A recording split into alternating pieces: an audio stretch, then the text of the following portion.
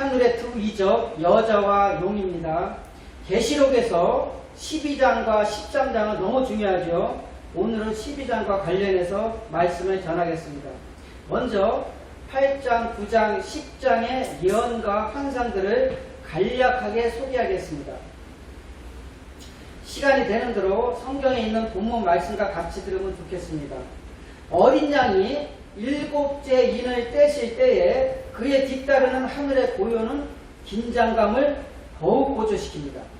금 향로에 초점을 맞춘 하나님의 천상의 성전에 대한 짧은 환상과 함께 새로운 주기의 7가지 환상이 시작되며 각 환상은 천사가 나팔을 불면서 시작됩니다. 하나님의 백성들의 간구에 대한 응답으로 하나님의 제단에서 황폐하게 하는 불이 내려져 옵니다.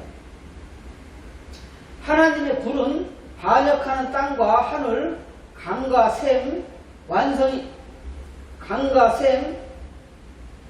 하늘에 있는 광명체 등 인간들이 사는 환경 전체를 파괴하죠.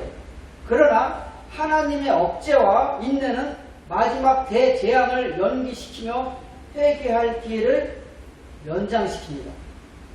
마지막 새 나팔로 시작된 재앙에 대한 환상은 완성이 다가옴에 따라 격화되는 마귀의 활동과 전 지구적인 폭력을 드러내지만 완성의 때에는 세상 나라가 우리 주와 그의 그리스도의 나라가 될 것이며 그리스도의 통치에 저항하는 모든 반역자들은 영원한 심판과 형벌을 받게 될 것입니다.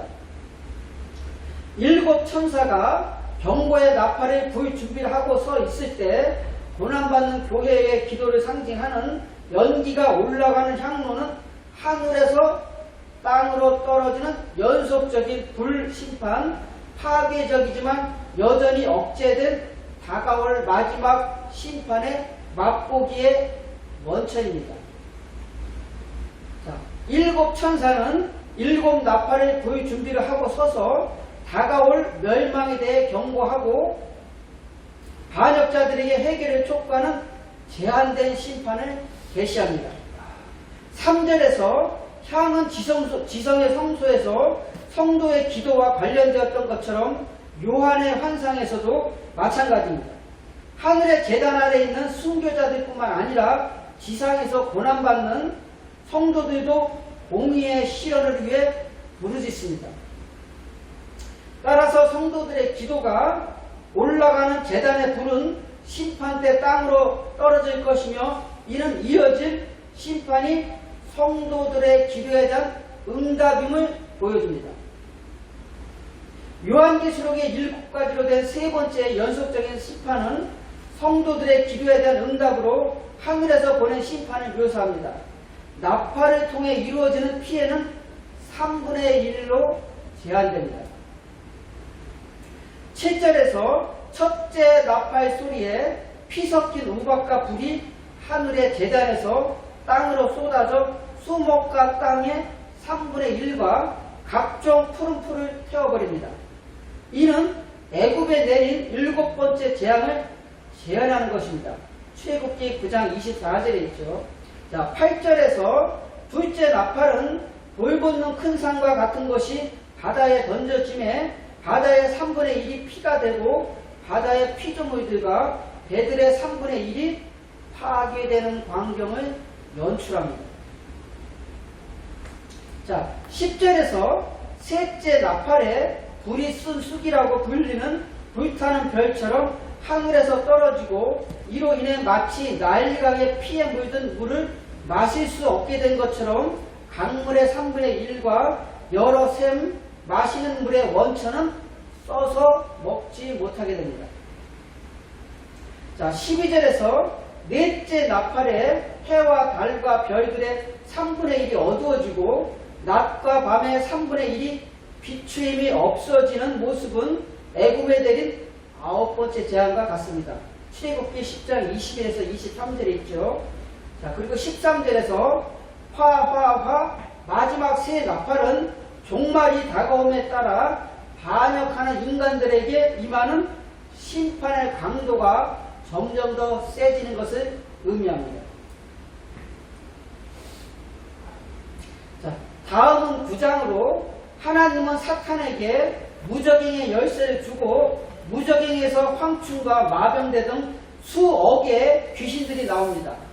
이들의 역할은 전쟁과 기근, 전염병을 일으켜 많은 사람들을 죽이는데 이는 귀신을 통해서 하나님의 심판을 보여줍니다.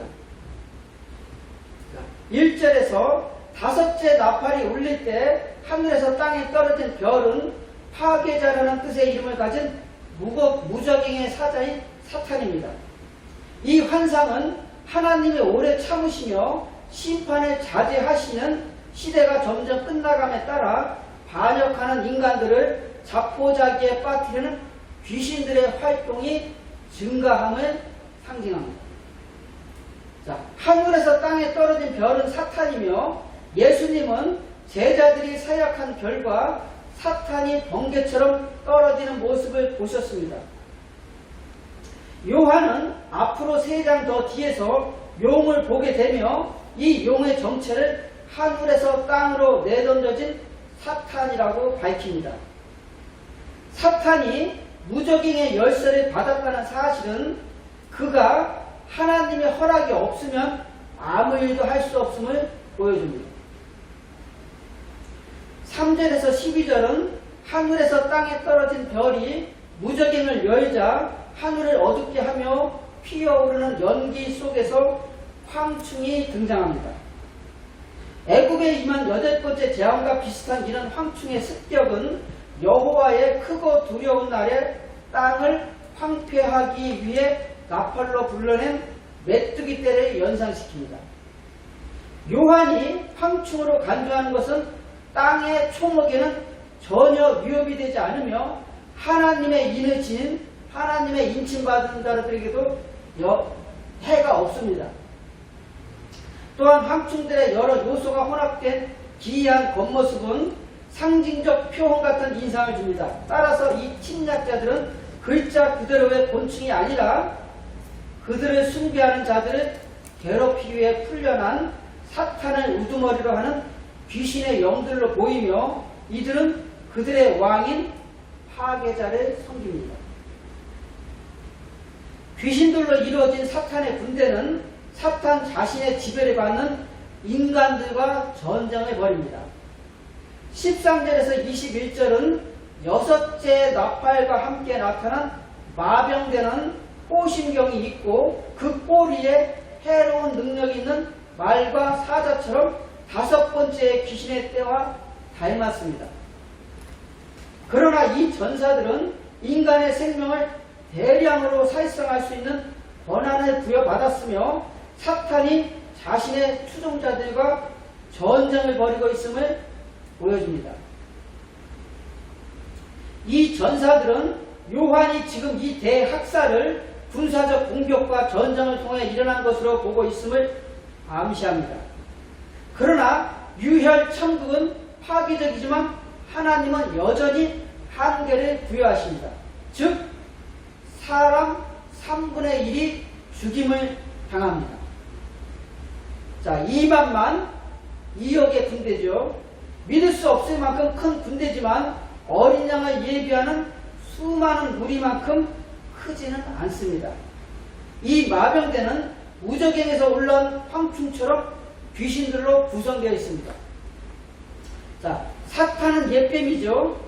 말들의 입에서 뿜어져 나오는 붉은색의 푸른 불과 파란 연기와 노랗고 악취가 나는 유황은 그 탄 자들의 호신경의 색깔을 반영합니다. 귀신들로 이루어진 마병들은 인간의 군대를 속여 전쟁을 벌이게 함으로써 사람들을 서로 죽이게 합니다. 하나님께 반역하는 이들은 자신들이 경배한 바로 그 귀신들에게 괴롭힘을 당했지만 그 살아남은 자들은 이 마지막 나팔 소리에도 아무런 경고를 받지 않을 것입니다. 이는 죄인들의 전적인 부패를 보여줍니다. 예수 그리스도가 그들에게 회개를 요청하실 때마다 그들은 그리스도의 요청을 거부하고 사탄을 따르기를 선호했습니다. 자, 다음은 10장으로 힘센 다른 천사가 등장합니다. 이는 6째 나팔과 7째 나팔 사이에 또 다른 막간이 삽입되어 있습니다. 힘센 천사가 등장하는 것은 이어지는 11장에서 예수님의 재림을 예고하는 것입니다. 자, 힘센 다른 천사는 보좌 위에 계신 하나님처럼 무지개로 둘러싸여 있습니다. 인자처럼 구름을 입고 오며 얼굴은 해같이 빛납니다. 그 발은 불기둥 같으며 이는 광야에서 하나님의 임재와 영광을 반영합니다. 따라서 어떤 해석자들은 이 천사는 예수님 자신이라고 생각합니다. 그러나 계시록 1장 1절은 그리스도가 하나님의 계시를 요한에게 전달하기 위해 보내신 한 천사를 묘사하므로 많은 이들은 이 천사를 단지 또 다른 천사로 봅니다. 7째 나팔이 울리면 7대접의 재앙이 임하고 하나님의 통치가 이 땅에 극명하게 나타납니다. 하나님의 비밀은 전에는 감추어진 진리였으나 이제는 완전히 밝혀진 진리이며 그리스도의 진리를 담은 것입니다.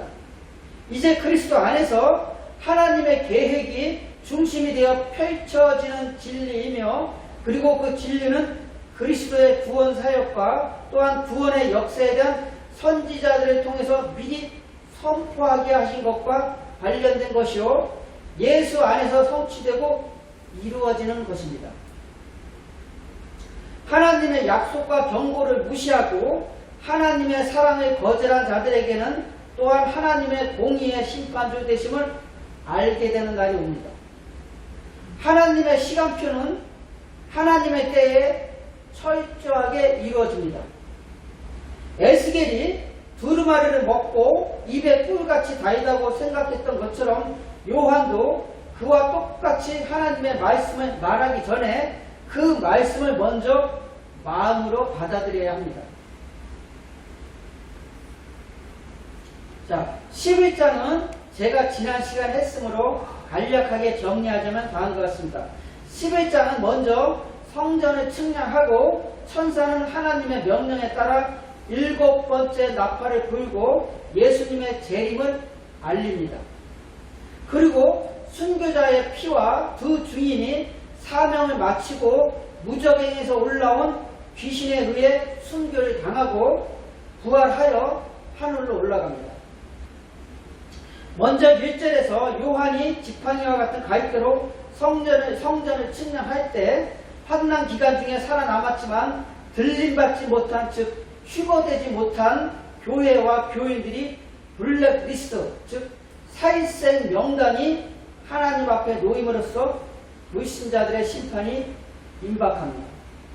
15절에서 7째 나팔이 불 때에 예수님의 재림이 현실화됩니다.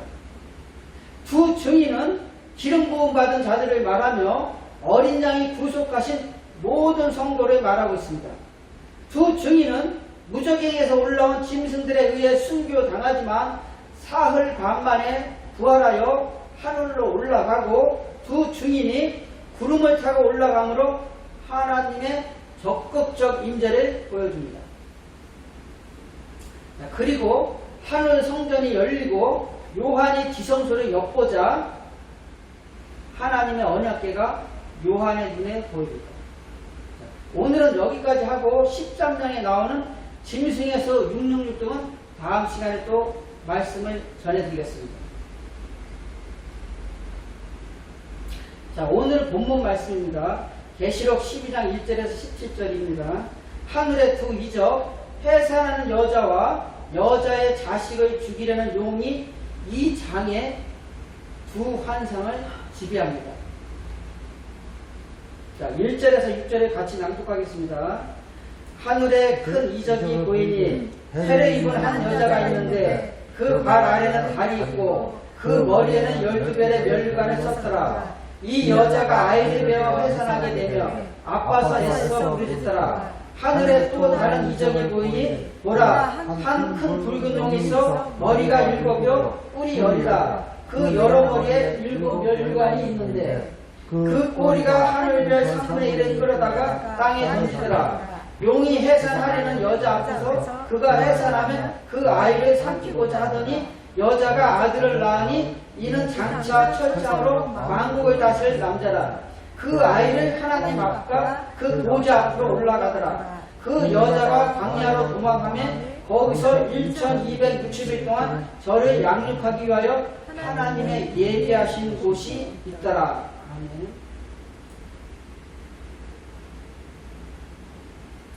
자, 1절에서 하늘에 있는 큰 이적이라는 여자에 대한 묘사와 해와 달과 12별로 이루어진 여자의 옷은 이 여자가 구약의 이스라엘에 상징한다는 점을 보여줍니다. 창세기 37장 9절에 요셉의 꿈이 나오죠. 오늘날의 12사도의 교회를 말하고 있습니다. 그 발 아래는 달이 있고 여자의 발 아래 달이 있다는 것은 햇빛같이 밝은 하나님의 말씀을 신령한 교회 여자를 통하여 공급받는 복된 성도를 말합니다. 머리에는 12별의 면류관을 썼더라.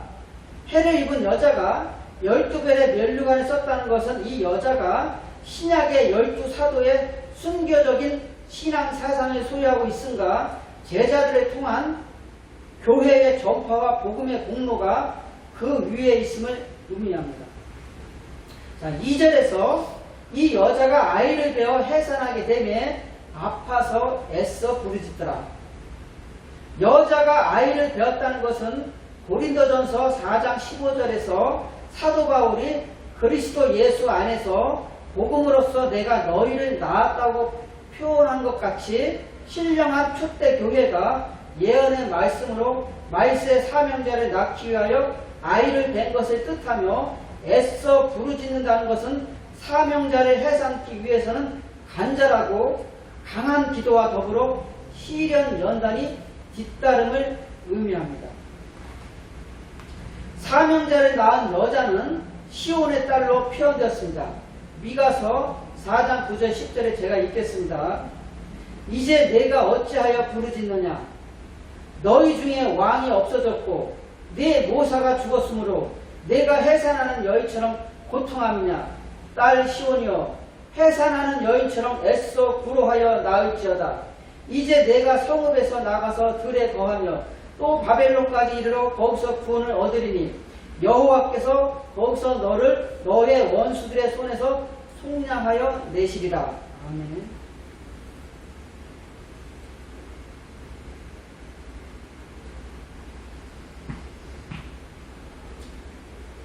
말세에는 마귀 세력의 강력한 역사로 온 세상에 큰 환난이 닥치는데, 그러나 그 가운데서도 하나님께서 택한 종과 택한 백성은 절대 보호하시게 되는데, 이는 하나님의 진리의 말씀이 죄악의 어둠으로 가리워지는 말세에 해같이 빛나는 하나님의 말씀을 받아 먹는 금촛대 교회에서 철장을 든 말세 사명자가 나와 영광의 빛을 온 세상에 비추는 역사가 있기 때문입니다. 이날까지 성령의 역사로 수많은 이적이 있었지만 가장 큰 이적은 종말에 환난 가운데 흑암이 온 세상을 덮어 캄캄해질 때 이 어둠을 밝히기 위하여 영광의 빛을 발하는 신령한 영적 교회가 나오는 것이 가장 큰 이적입니다. 자, 해를 입은 여자의 이적이죠. 선지서에서 여자와 성읍은 주로 교회를 의미하는데 여기에 여자도 교회를 뜻합니다. 해를 입은 여자란 말세에 햇빛 같은 예언의 말씀으로 무장했다는 것입니다. 말세 사명자가 나오는 햇빛 같은 교회란 어디일까요? 제가 읽겠습니다. 예언의 말씀을 읽는 자와 듣는 자들과 계시록 1장 3절입니다. 이 예언의 말씀을 읽는 자와 듣는 자들과 그 가운데 기록한 것을 지키는 자들이 복이 있나니 때가 가까우니라. 다음에 하나님의 7영의 역사가 있는 교회입니다. 계시록 4장 5절 보좌로부터 번개와 음성과 내성이 나고 보좌 앞에 7 등불을 켠 것이시니 이는 하나님의 7영이라. 다시 다음에 백마 타고 승리할 사명자가 나오는 교회입니다. 계시록 6장 2절에 내가 이에 보니 흰말이 있는데 그 탄 자가 활을 가졌고 면류관을 받고 나가서 이기고 또 이기려고 하더라. 다음에 백마 타고 승리할 사명자가 나오는 교회입니다. 계시록 6장 2절 내가 이에 보니 흰말이 있는데 그 탄 자가 활을 가졌고 면류관을 받고 나가서 이기고 또 이기려고 하더라. 19장 14절에 하늘에 있는 군대들이 회고 깨끗한 새 마포를 입고 백마를 타고 그를 따르더라. 자, 그리고 입맞은 종 14만 4천이 나오는 교회입니다. 계시록 7장 4절 내가 입맞은 자의 수를 들으니 이스라엘 자손의 각 지파 중에서 입맞은 자들이 14만 4천이니 자, 청량을 받고 두 증인의 권세로 복음 역사를 행하다가 생기로 변화받아 공중으로 들림받는 교회입니다. 계시록 11장 3절에 내가 나의 두 증인에게 권세를 주리니 저희가 붉은 베옷을 입고 1260일을 예언하리라. 깨끗한 새 마포를 갈아입고 예수님의 신부로 혼인잔치에 참여하는 교회입니다. 계시록 19장 7절 우리가 즐거워하고 크게 기뻐하여 그에게 영광을 돌리세 어린 양의 혼인기약이 이르렀고 그 아내가 예비하였으니 그에게 허락하사 빛나고 깨끗한 새 마포를 입게 하셨은즉 이 새 마포는 성도들의 옳은 행세리로다 하더라.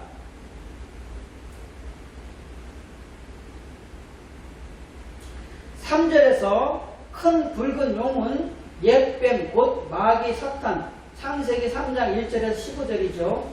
7 왕관이 있고 뿔이 10개인 용의 7개의 머리는 큰 능력을 가졌음을 의미합니다. 자, 4절에서 그 꼬리가 하늘의 별 3분의 1을 끌어다가 사탄과 결탁한 악한 영, 귀신들이죠. 하나님의 군대 앞에서 사탄의 패배와 몰약에 동참합니다. 자식을 태어나자마자 삼키고자 하는 용의 의도는 창세기 3장 15절을 상기시키는데 이 구절에서는 뱀이 여자의 후손을 발꿈치를 상하게 할 때 여자의 후손이 뱀의 머리를 상하게 할 것이라고 예언했습니다. 5절에서 철장으로 만국을 다스리기 위해 태어난 약속된 이 남자아이는 용에게 죽임을 당하지 않고 하나님의 보좌로 올라갑니다. 철장은 일부 번역본에서와 같이 왕의 홀이 아니라 목자의 곤봉 또는 말씀으로 여기서는 만국을 질그릇처럼 부시는데 사용됩니다. 철장을 들고 나온 아이 같은 사명자들은 세상을 질그릇 부수듯 심판의 권세로 역사하며 날선 새 타작기계로 역사하다가 들림받아 올라가고 택한 백성들은 보호처에서 절대 보호를 받게 됩니다. 선지서와 계시록을 하나님의 말씀을 통달케 하시는 7명의 역사에 따라 짝 맞추어 풀이하지 아니한 신학자들의 요한계시록 강해설에 보면 계시록 12장 5절의 남자아이를 예수 그리스도라고 말하고 있지만 이미 앞서 설명한 계시록 2장 26절 27절과 계시록 11장 1절 12절의 말씀과 비교하고 본장 6절 이하에서 설명된 남자아이를 낳은 여자의 비밀을 알게 될 때 이 해석은 잘못된 것이며 다른 진리가 아님을 깨닫는 것은 그리 어렵지 않을 것입니다. 그러니까 이 아이가 많은 사람들은 이 아이가 예수 그리스도라고 하지만 이 아이는 예수 그리스도가 아니라 교회에서 나온 말세 사명자라고 보면 됩니다. 6절에서 그 여자가 광야로 도망하며 거기서 1260일 동안 저를 양육하기 위하여 하나님의 예비하신 곳이 있더라. 이 아이의 어미는 하나님의 백성이 전적으로 하나님께 의존하되 용의 분노에서 보호받는 환경인 광야로 도망했습니다. 거기서 여자는 이스라엘과 엘리야처럼 하나님의 공급하시는 것으로 양육받았습니다.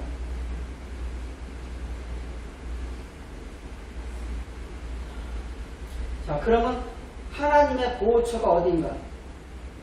두 증인의 권세를 받은 말세 사명자들의 전도를 받은 많은 사람들이 환난 때에 하나님께서 예비하신 곳에 있게 됩니다. 제가 읽겠습니다.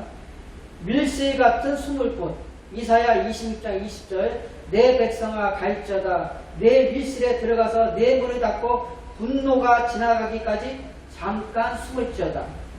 자, 강과 하수로 둘린 안정처, 이사야 33장 21절, 여호와께서는 거기서 위험 중에 우리와 함께 계시리니 그곳은 마치 노지라는 배라, 큰 배가 통행치 못할 넓은 하수나 강이 들림 같을 것이라.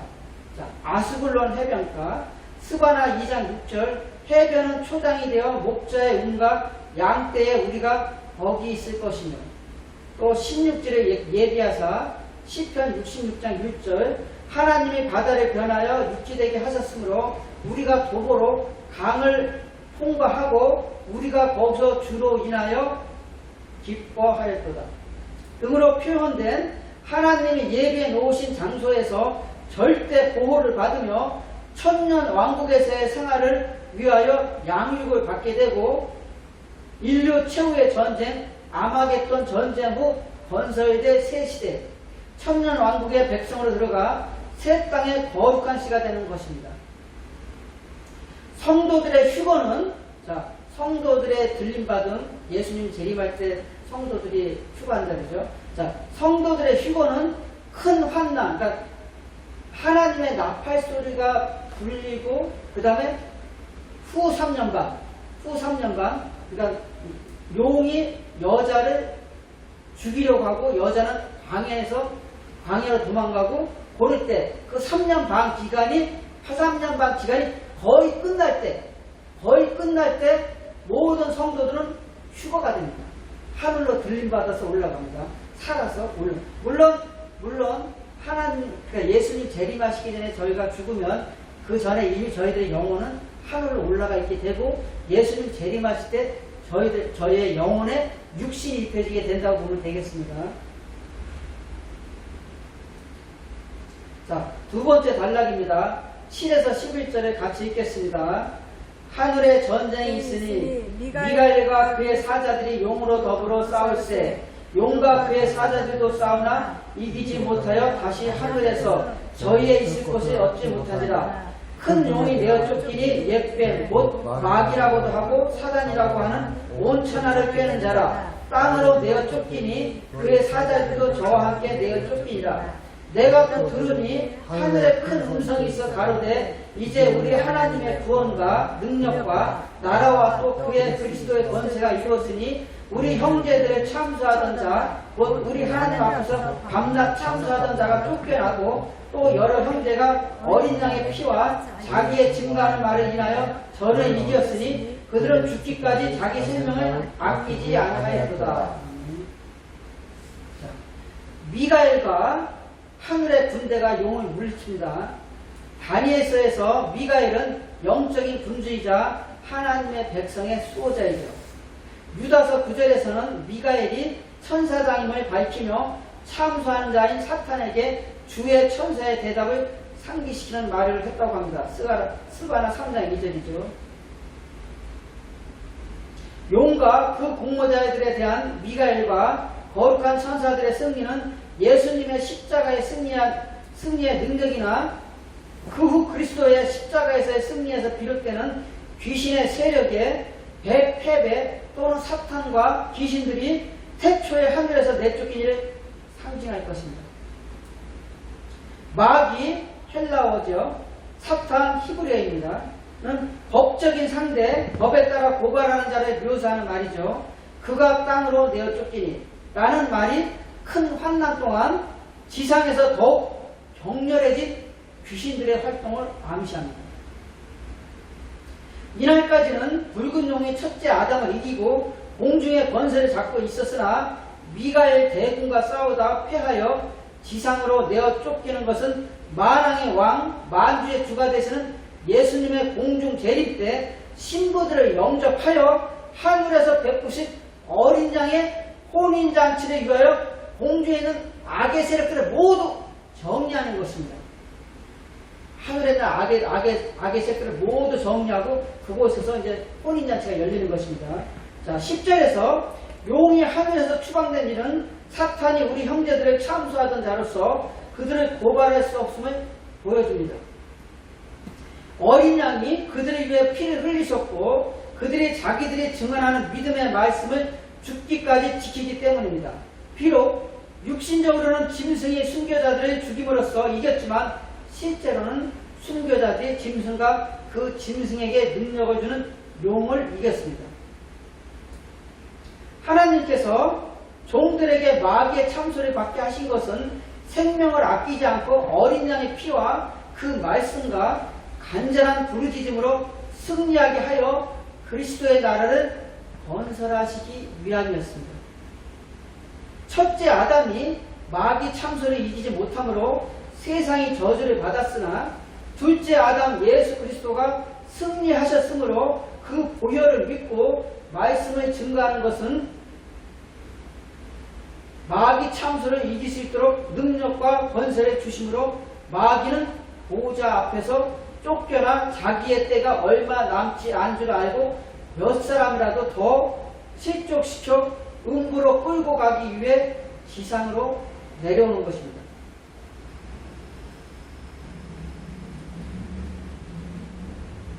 자, 12절, 17절을 같이 읽겠습니다. 그러므로 하늘과 그 가운데 거하는 자들은 즐거워하라. 그러나 땅과 바다는 화있을진저 이는 마귀가 자기의 때가 얼마 못된 줄을 알므로 크게 분내어 너희에게 내려갔습니다 하더라. 용이 자기가 땅으로 내어준 쫓긴 것을 보고 남자를 낳은 여자를 핍박하는지라 그 여자가 큰 독수리의 두 날개를 받아 광야 자기 곳으로 날아가 거기서 그 뱀의 낯을 피하여 한 떼와 두 떼와 반 떼를 양육받으며 여자의 뒤에서 뱀이 그 입으로 물을 강같이 토하여 여자를 물에 떠내려가게 하려 하되 땅이 여자를 도와 그 입을 벌려 용의 입에서 토한 강물을 삼키니 용이 여자에게 분노하여 돌아가서 그 여자의 남은 자손 곧 하나님의 계명을 지키며 예수의 증거를 가진 자들로 더불어 싸우려고 바다 모래 위에 섰더라. 자, 예수님의 죽으심과 높아지심은 우리 하나님의 나라가 시작되었음을 알렸고 사탄의 폭정에 다가오는 확실한 붕괴를 보증했습니다. 여기서와 복음서에서의 모든 귀신의 활동은 사탄의 좌절된 분노와 관련됩니다. 자, 한 때와 두 때와 반 때, 다니엘의 7장 25절에서 유래된 안식년 주기의 절반인 이 기간은 성도의 고난과 그들을 박해하는 자들의 권력의 지속기간이 짧음을 나타냅니다. 뱀은 하와를 속였던 것처럼 그 입의 거짓말과 거짓 가르침으로 하나님의 백성을 멸하려고 합니다. 좌절당한 용은 이스라엘을 멸하는 데 실패한 뒤 그 여자의 남은 자손과 전쟁, 즉 마지막 3년 반에 포함하여 대대로 이어져온 지상교회와의 전쟁을 벌입니다. 이들 중에는 예수의 증거를 가진 모든 자들, 즉 사탄의 끊임없는 공격을 받으면서도 복음에 대한 신실함과 인내에 있어서 변함이 없는 모든 자들이 포함됩니다. 용의 무기는 성도들과 싸우려고 바다에서 출현하는 짐승들입니다.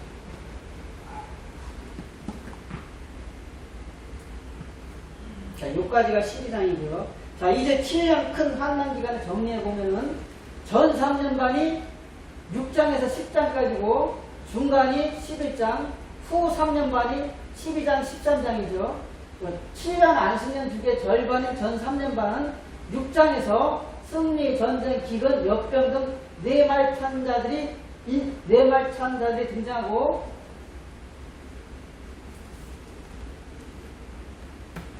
7장에서 인침받은 자 14만 4천, 8장에서는 7천사가 7나팔 준비를 하고 넷째 나팔까지 우리 9장에서 무저갱이 열리고 귀신들이 올라오죠. 그리고 10장은 힘센 천사, 여기까지가 전 3년반. 7년에 안식년 주기에 전 3년반이 요 6장에서 10장까지, 그리고 중간이 11장입니다. 11장은 요한이 지팡이 같은 갈대로 성전에 침략하죠. 15절에서 천사가 7번째 나팔을 불면서 주님의 재림이 시작됩니다. 그리고 두 증인이 순교 부활하죠. 그리고 이제 후 3년반이 12장에서 13장이 후 3년반입니다. 다니엘 7장 25절에서 유래된 한 때와 두 때와 반 때가 후 3년반이고, 12장에서 해산하는 여자와 여자의 자식을 죽이려는 용, 여자는 광야로 도망가고 하나님은 여자를 환난이 끝날 때까지 보호하고 양육하죠. 환난이 지나고 여자는 지상에서 하늘로 들림받아 올라갑니다. 13장은 짐승의 표 666이죠. 오른손이나 이마의 표를 받게 하고 누구든지 이 표를 받은 자에게는 이게 계속 나오죠. 자, 다시 또 우리가 이제 전 3년 반에 일하는 환상과 예언 제가 잠깐 말씀드렸지만 6장에서 하나님의 밀사로, 자, 네 마리 말은 하나님의 밀사입니다. 하나님의 밀사로 확인된 네 마리 말들은 승리, 전쟁, 기근, 역병 등을 일으켜 죽임을 당합니다. 서로가 그러니까 사람들이 죽이게 하는 것이죠. 그리고 9장에서 하나님이 무저갱을 열고 무저갱에서 올라온 귀신들인 황충과 마병대의 숫자는 수억입니다. 수억. 이 귀신들이 사람들 몸에 들어갑니다. 그래, 귀신들이 사람들 몸에 들어가서 전쟁을 일으키게 하고 전염병을 일으키고 또 곡물 가격을 폭등시켜 많은 사람들을 죽입니다. 이때 전 세계에서 많은 성도들이 죽임을 당하는데, 죽임을 당한 어린 양의 구원을 받아 영원히 하늘로 올라갑니다. 6장과 9장은 거의 동시에 발생한다고 보면 됩니다. 자, 7장은 하나님의 보호와 소유의 표시 인침받은 14만 4천이 나오죠. 이 14만 4천은 12지파 곱하기 12사도 교회 곱하기 충만한 수 1000을 곱한 숫자입니다. 각 나라와 족속에서 나온 셀 수 없는 큰 무리는 14만 4천 명으로 상징되는 이들로부터 전도받은 성도들을 암시합니다. 이들은 모두 영원히 하나님 나라가 있는 것입니다. 왜냐하면 아직 예수님께서 재림하시지 않았기 때문에 영원히 하늘에 가는 것입니다. 자, 8장은 7천사가 7 나팔을 불 준비를 하고 첫째 나팔부터 넷째 나팔까지 불 때에 피 섞인 무박과 불이 하늘에서 내려와 땅으로 쏟아져 수목과 땅의 3분의 1과 각종 푸른 풀을 태워버립니다. 두 번째 나팔은 불 붙는 큰 산과 같은 것이 바다에 던져지고 바다의 3분의 1이 피가 되고 바다의 피조물들과 배들의 3분의 1이 파괴되는 광경을 연출합니다. 셋째 나팔이 불이 쓴 숲이라고 불리는 불타는 별처럼 하늘에서 떨어지고, 이로 인해 마치 나일강에 피에 물던 물이 마실 수 없게 된 것처럼 강물의 3분의 1과 여러 샘과 마시는 물의 원천은 써서 못 먹게 됩니다. 넷째 나팔에 해와 달과 별들의 3분의 1이 어두워져 낮과 밤의 3분의 1이 비춤이 없어지는 모습은 애굽에 내린 9번째 재앙과 닮았다고 했죠. 자, 화화화 마지막 세 나팔은 종말이 다가옴에 따라 반역하는 인간들에게 임한 심판의 강도가 점점 세지는 것을 상징합니다. 그리고 10장은 6째 나팔과 7째 나팔 사이의 막간인데, 힘센 다른 천사는 7째 나팔이 불리면 하나님의 임재를 예고하고 있습니다. 여기까지가 전 3년 반 1260일이죠. 이라는 환상과 예언이라고 보면 되겠습니다.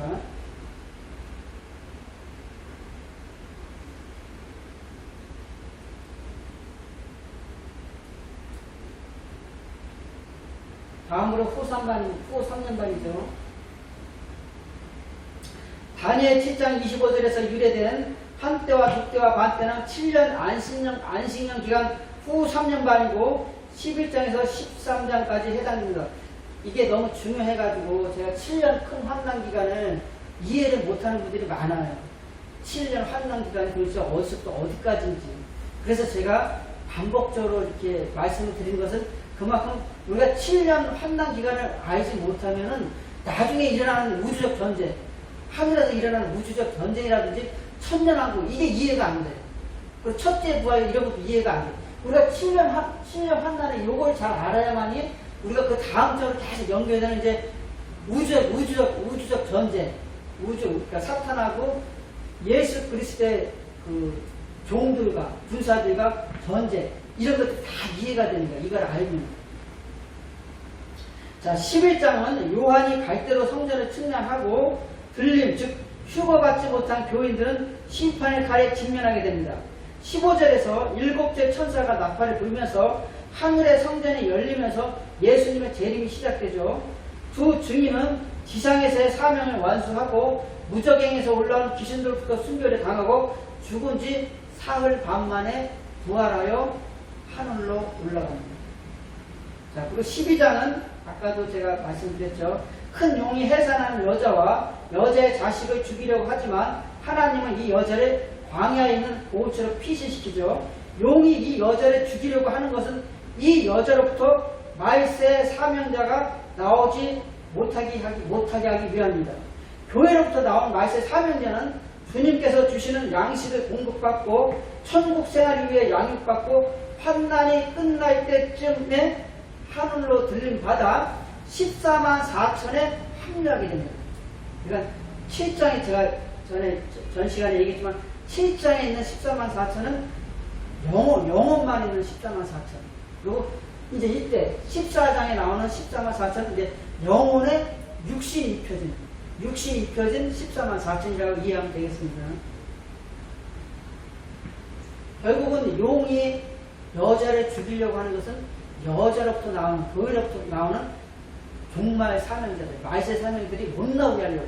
왜냐하면 이 말세 사명자들이 결국 교회에서, 각 교회에서 말세 사명자들이 나와서 결국 하나님께, 예수님께 교육받고, 보호처에서 교육받고, 그 다음에 하늘로 들림받아서 거기서 14만 4천에 합류하면서 거기서 그때부터 이제 우주적인 전쟁이 하늘에서 벌어지는 거예요. 그러니까 14만 4천은 성전, 그러니까 하나님 합창단도 있을 수 있고, 예배드리는 제사장, 왕 같은 제사장도 있을 수 있고, 하나님의 군사로도 있을 수 있는 거예요. 그만큼 14만 4천이 중요한 거예요. 자, 13장, 다음에 전개될 게 이제 13장인데, 13장 역시 후 3년 반 환난 기간으로 바다에서 올라온 큰 권능을 가진 짐승이 생명책에 이름이 지워진 교인들을 죽게 돼 있어요. 어떻게 하든지. 생명책에 이름이 지워진 교인들을 죽이거나 짐승에게 경배받게 합니다.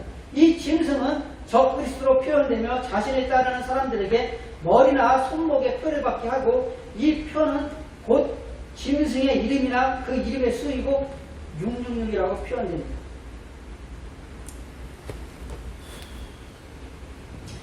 자, 이제 말씀을 마무리하겠습니다. 자, 여러분, 지금은 누가 봐도 마지막 때입니다. 성경에는 중간지대는 없다고 말씀하고 있습니다.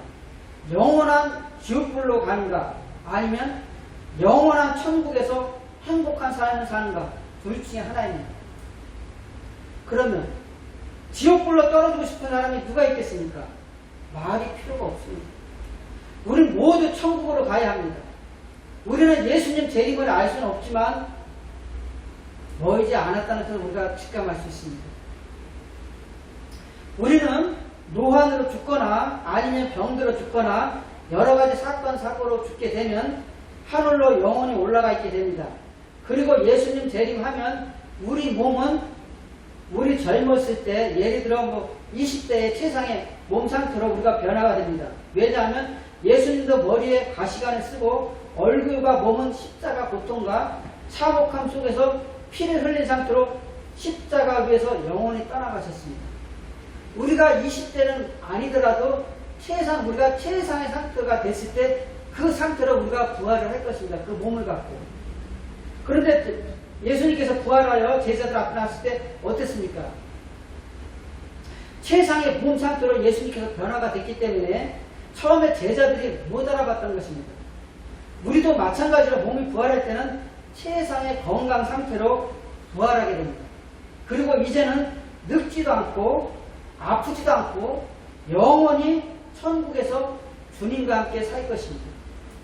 우리 모두 예수님 꼭 붙잡고 이 세상에서 우리가 생명을 다했을 때 천국에 올라가 주님과 함께 영원히 살기를 주님의 이름으로 기원합니다. 아멘. 다음 시간에는 13장 짐승에서 666과 일곱 대적과 아마겟돈 전투라는 제목으로 말씀을 전하겠습니다. 지금 한국 교회는 짐승의 표를 받은 많은 교회들이 있습니다. 또 교회와 교인들의 도구로 삼아 정치하는 목사도 있습니다. 모두가 짐승의 표를 받아 귀신의 영으로 사역하는 자들이라고 보면 되겠습니다. 기도하겠습니다.